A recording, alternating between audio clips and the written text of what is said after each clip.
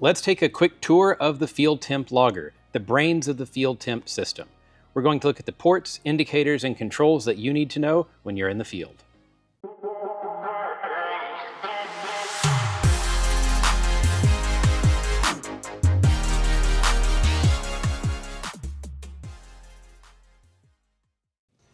The Field Temp Logger is the central hub of your Field Temp system. It provides power to all of the temperature strings and collects data from them and logs it to an SD card. So the logger itself is built in a rugged Nanook case. This is a waterproof case, and we've had really good luck with these over the years, holding up to just some very harsh conditions out there. The case can be equipped with several different methods of power. It can either be an internal battery only model, it can have solar, it can have field volt, or it can just have a wire pigtail for you to connect to your own battery in the field.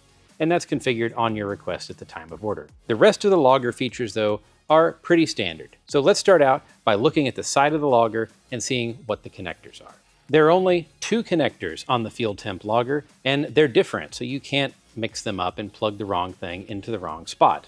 Now, if you have power, there's a third, but that's still a different connector as well. The main connectors are the sensor connector, labeled SENS, which is a 4-pin M8 connector, and that's where all of your temperature sensing strings go. You can plug up to 12 temperature sensing strings into that one connector by use of splitters, and we have a lot of splitters and different lengths of cabling available in the store. The other port is labeled TELEM, or telemetry. This port lets you connect optional accessories such as Iridium satellite modems, cellular modems, or LoRa interfaces to telemetry your data back in real time. Now, if we come back to the overview of the case and go look at the top here, we see batteries if your model has those installed, and then the human machine interface, or HMI panel here. This panel is everything you need to control the instrument. There are indicators, a button, a power jack, an SD card slot, and a switch. So let's go through these one by one. The power indicator is a green symbol on the top left of the HMI panel.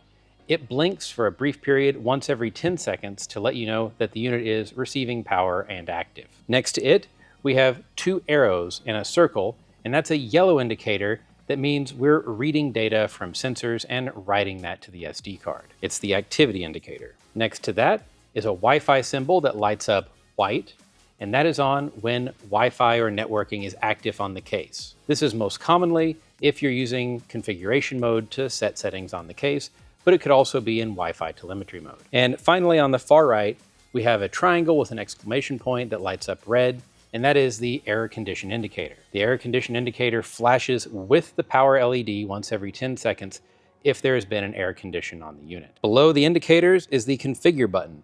This green button puts the unit into configuration mode and lets you connect to it with your phone or laptop to set up all of the sensors, logging interval, telemetry, and so on. Below that is the 12-volt in connector. This connector is designed to allow charging of batteries that are internal to the unit, but it can also provide power to the logger. This connector is only active when the switch is in the on position, and it's not designed to be used with the lid closed. This is designed for laboratory testing or battery charging. Below that, we have the SD card slot. This takes a micro SD card up to 32 gigabytes and retains it with a push-push type socket. And finally, at the bottom of the panel is the power switch with a 0 and 1, which is pretty self-explanatory.